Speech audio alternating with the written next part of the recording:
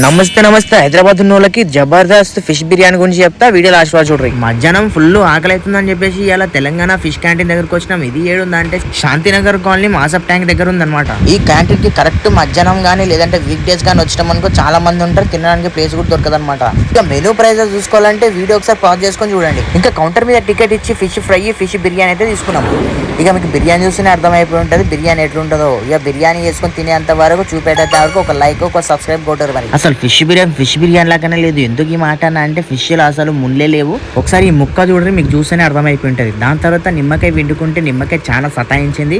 ఎట్లనో ఒకలాగా పట్టుకొని నిమ్మకాయని అయితే విండేసిన. ఇక దానికి ఒక పులుసు ఇచ్చిరు, ఆ పులుసు వేసుకొని తింటే చూడు ఏముంది భయ మళ్ళా రావాలనిపిస్తే ఈ పులుసు తిన్నాకే. ఇక మొత్తం అన్నం తిన్నాక మళ్ళీ ఒక చేప తెచ్చుకొని తిన్నాము. మంచి ఎంత మెత్త ఉందో చూడండి, మొత్తం మసాలా లోపల దాకా ఎక్కింది. చేపని ఎట్లా తినకూడదో అట్లా తిన్నాము. మీ ఫ్రెండ్స్ ని ఎవరైనా తీసుకురావాలంటే ట్యాగ్ చేయ మరి షేర్ చేసుకోవాలి.